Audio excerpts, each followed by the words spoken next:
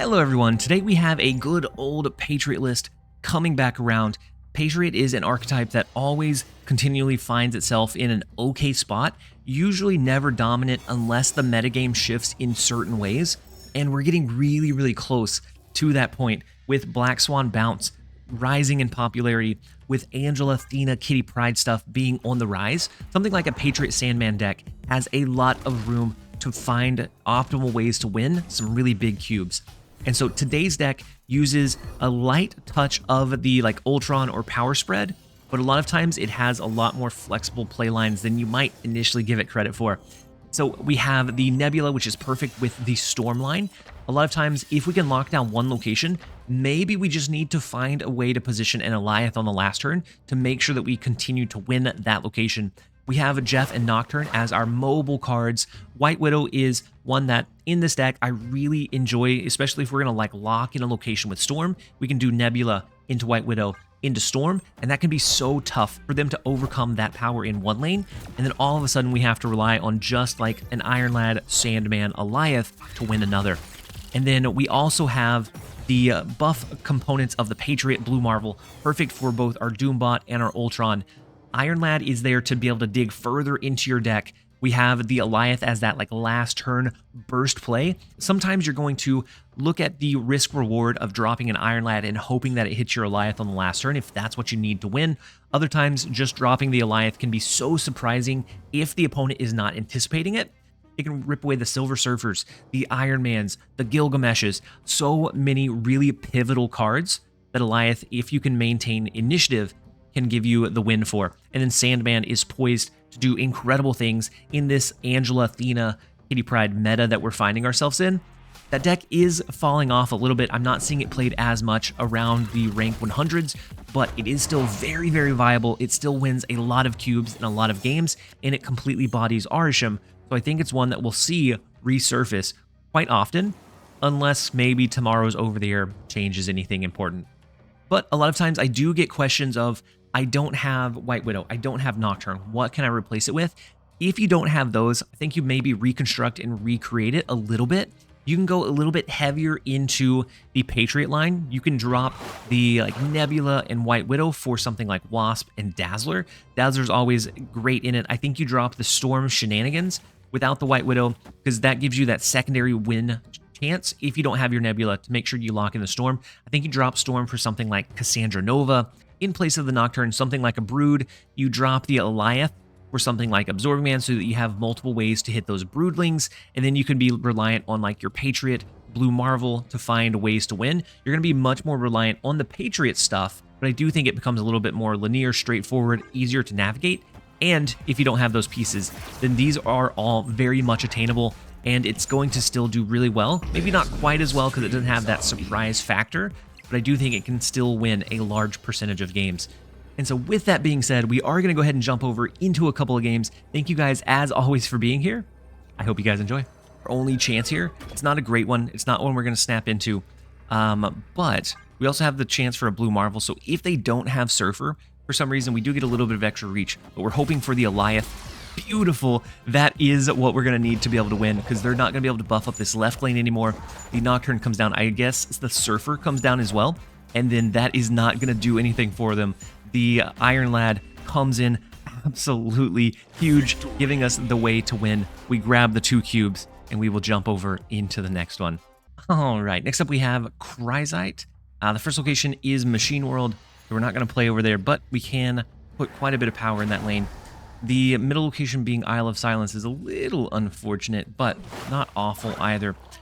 We do have our Patriot. We have Sandman, so depending on what kind of deck they're running, we can make sure they can only drop 1. And surprisingly, the Thena, Kitty Pryde stuff has started dropping off some. It's still really strong, but I think people just maybe got bored of playing it. Now, I don't want to play Patriot into Aunt May's because I don't want it to bounce over into the Isle of Silence. So I'm going to play it directly into Machine World and hope that they're not running a Patriot deck as well. Patriot has kind of lifted up quite a bit. Electro here is pretty big. If we can get Nocturne, Nocturne could potentially turn off the Isle of Silence. And so let's go ahead and do that. We're going to hope that we take that one out. They did go with an Electro ramp, so I'm assuming they have a Sandman, and this deck is going to do really well into that because we have the Ultron and get some incredible reach going into the final turn, even a leader is not really enough to completely stop us. We have something like an Alioth that might be able to do good as well. And then it jumps over to the left, which is unfortunate. We can still move it over into mid, but we have to look out for Hala now. And never mind, we don't have to look out for Hala now. The Magneto flip pulls the Nocturne over, pulls Patriot, but it goes into Weird World. The blink here is super unfortunate. We're drawing their cards, they're drawing ours. But we do have the Ultron line, so we know that the stuff that they draw isn't honestly fantastic. We can do Sandman into like an Ultron. 12 more here, bringing us to 22. And so unless they play a card here, and then of course Dr. Doom could do it for him as well. But they snap back. Let's go Sandman mid. Let's see what they end up dropping here. The Sandman is fine, perfectly fine. We have the Ultron line, and so not sweating it too much because our Doombots are going to be those 5 power resources. There's 4 power resources. Let's go Jeff to the left. Let's go Ultron mid. They do have initiative though, and so if they have an Alioth of their own, not ours, but if they have an Alioth of their own, then they could counter us here if they call it right. But let's go Ultron. We're going to fill left, fill right, and that gives us a pretty good push in all of the lanes. I don't think a Dr. Doom, if they drew our Dr. Doom, I don't think it does it. The Blue Marvel, I don't think does it. Iron Leader definitely is not going to do it. Prizite's already committed 4, and I've found that it's really hard to back away when you've already committed 4, but I do think it would be the right call for them, unless they do have an Alioth teched in. Alioth would be really scary, honestly, but... All right, so the single card over to the right, the Hawk. The Hawk is not going to do it, I don't think. The Ultron overcomes mid. They can have the right lane. It's close, but it is something that they are able to win. We hold down left, we hold down mid, and that is going to be 8 cubes. A lot of times this deck is slow, it's slow, it's slow, until it's not. And so all you have to do is find yourself into one optimal position game, and you can find that way to win. We'll take the 8. Let's jump over into the next one. All right, next up we have Paradox. The first location, Mount Vesuvius. We either want to be certain going into the final couple of turns or rip it away with Storm. We'll see. Actually, I think with this deck, by that point, we typically know if we have a shot. And so I'm going to Nebula into the right. We go Jeff next turn into Storm on 3 to lock down the Nebula lane so that they won't really be able to stop us from scaling. Let's go White Widow into Miniaturized Lab. Fantastic. They're going to be locked out of it on turns 3, 4, and 5. And so a very small amount of time to be able to capitalize and cap it out. And so you could play this deck without the White Widow. It'd be fine. Overall, I do enjoy the White Widow in it most of the time. Let's go ahead and Storm into the right lane. They do have their Thena down, so it could be like an Angela Kitty Pryde that they're looking to do. We have Iron Lad to dig for Sandman, so I am going to snap into it before Mount Vesuvius goes off. We're going to go ahead and just send it now, just in case they retreat with the Mount Vesuvius line. I want to be in a really good position and potentially get 2 before that point. And so Storm in the right lane. A Sandman can be so destructive against this deck. So destructive. We do have the Ultron, and so no harm in using Iron Lad to dig. But I almost want to use it next turn to dig, because I want the best chance to... potentially hit the Sandman, because I think that is our winning line here. So let's go Jeff for now. We could also potentially hit an Alioth on turn number 6 if we have initiative. We'll see.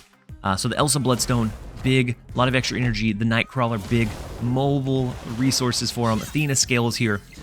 But with the Widow's Kiss, they're still not going to be able to have the win here. We do get Patriot, so we could have gotten a double Patriot, which maybe would have been worthwhile. But I really want the chance to hit Sandman. We have a lot of good hits. The worst one would be Nocturne. Dr. Doom would be okay. Blue Marvel would be okay. Sandman would be perfect. The icing on the cake here. And they're going to be locked in to the rest of the game after this turn. So Iron Lad hitting Nocturne. The worst of the 1 out of 4. Unfortunate as it is. They can't play over into the flooded location. They can put 5 more with the Captain Marvel. We do have initiative. So something like Iron Lad over here, or this scales up to 9.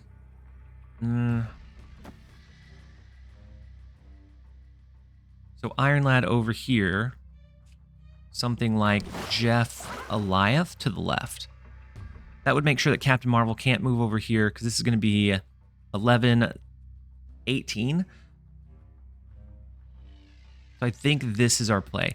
They could potentially hit like maybe a Jeff to stop Nebula from scaling, but this is what I think we want to do. We go with the Eliath on this matchup. Sandman would have been perfect, but unfortunately it did not pan out that way. But we are going to see maybe us having the Eliath can stop them from being able to win the left. Something like a Juggernaut can be so detrimental in that left lane. The Nocturne of their own is not going to be enough. They scale in mid, even with the Captain Marvel. Can't jump over to the right to find the way to win. We hold down the left barely, but we do hold it down, and we grab the 4 cubes against Paradox. Not a pretty game by any means, but it was one that we were able to find that way to win. We'll grab the 4. Let's go ahead and jump over into the next one.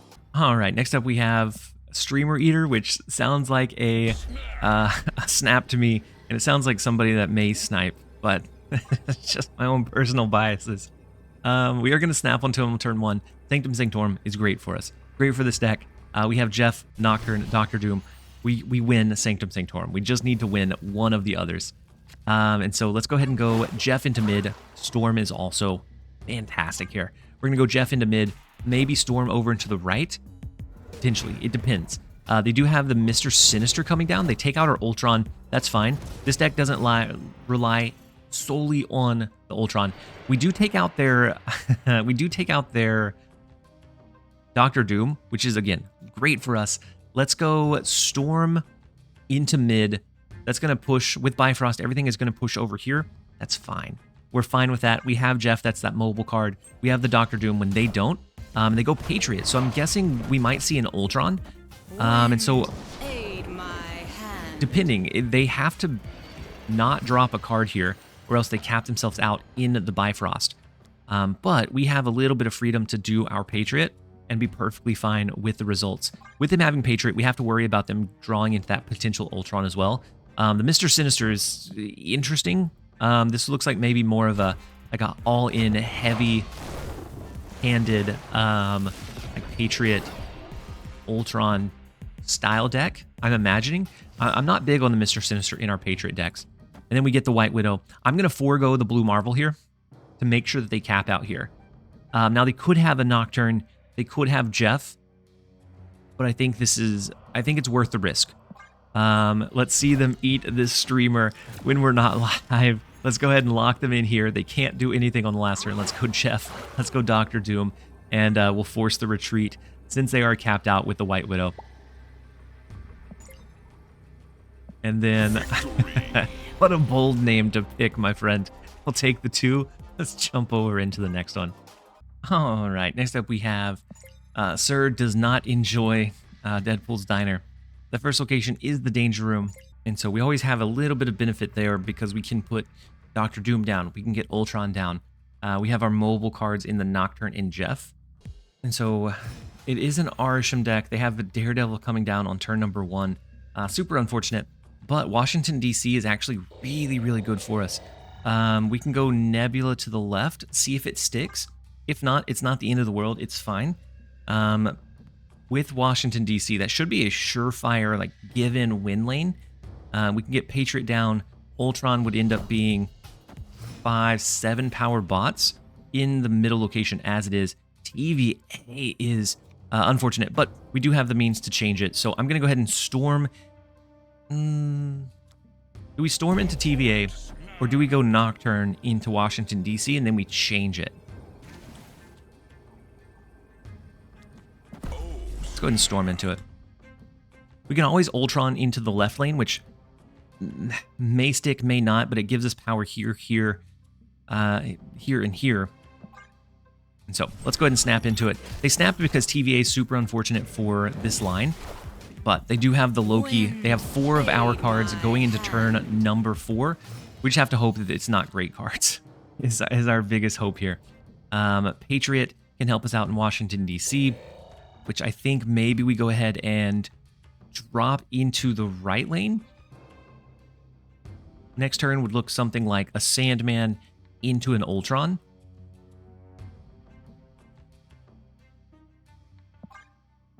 Go ahead and go for it.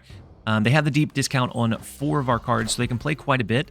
The Iron Lad ends up hitting Agent Coulson, which is good raw power for them, and it gives them a little bit of utility after the fact.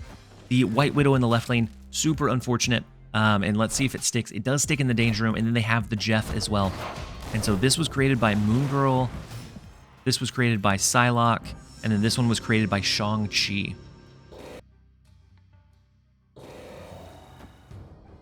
So we don't win the right lane. Unless they move Jeff out. The left lane, mid always is a win with Ultron. Unless they grabbed our Alioth, which becomes almost unwinnable. And then we could potentially lose the 8. They've played 3 of the 4 cards that they've gotten from Loki.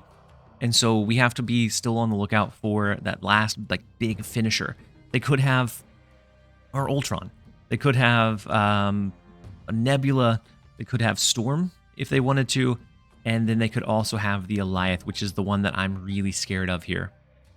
All right, so they go with a single drop in the left in Iron Man. Let's see if Danger Room becomes dangerous. No, it does not. Unfortunate as it is. I feel like I have to gamble here. They could have just tried to drop something like mediocre to try and hit us with an Alioth line. The Legion comes in. Legion should be perfectly fine.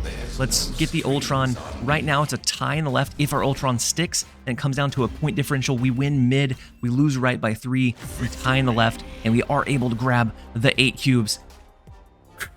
There were so many ways that was a potential loss, but it was one of those that I thought was worth the risk to take. And I'm so glad that the Danger Room apparently was the least dangerous room I have ever seen. We'll take the 8. Let's go ahead and jump over into the next one. All right, next up we have Mr. Villain, rank number 49. Cloning Vats is right off the jump. Maybe we go Nebula, we copy it, play it somewhere else. That way we have 2 lanes that are scaling. We have the White Widow that we can send their way. They're running Quinjet, so potentially looking at a lot of discounted cards, which is kind of scary. Kamar Taj is beautiful. I think we go something like White Widow. I'm guessing they're a discard deck. I think we go White Widow into next turn doing White Widow into Kamar Taj. And we're going to take away most of their free space. So I almost want to snap back. Like that little small brain mentality of they snapped, I have to prove my dominance and snap back. Wants to snap back here, but I'm going to hold off. They go Cable, so they're stealing 2 of our cards. Potentially the Storm, potentially Patriot. Blue Marvel, Sandman, Alioth. A lot of really good hits for them. But we do have the White Widow that's starting to congest their board state. And I think we hide the second one here. And then we go Nebula into the right. Let's go ahead and do that. And they do play into the Cloning Vats, looking to protect from... I guess not looking to protect from us capping it out. They maybe assumed that we played into mid. Perfectly fine. They do have a Nocturne of their own. The Necrosha in the right lane. Let's go with an Iron Lad, which could hit Blue Marvel, could hit Patriot. Sandman would also be okay because we have the Dr. Doom line. And I almost want to copy it with our Iron Lad. Almost. Or with Cloning Vats. Let's go ahead and do it. That way, if we get Blue Marvel, we can go ahead and play another cheaper, 4-cost, higher power Blue Marvel. And I think it's all right. And if we get Patriot, again, higher power, a little bit costlier, but we can play the Patriot again for that higher base power. So Blue Marvel, huge. Huge resource for us, huge boom. The double Nocturne in the left, they do have those scaling pieces to be able to leverage. The Quinjet comes down, so them playing these cards over and over and over again here can get kind of scary, kind of quick. Here the cards have +1 power. So let's go ahead and go Iron Lad into, we're looking at either like a Doctor Doom, which wouldn't do great here, but would do okay here, or maybe an Ultron. Either way, we get a really big benefit. We could also do Iron Lad into a third. We could do Iron Lad copy into a third Iron Lad plus Jeff. Everything we have gets +3.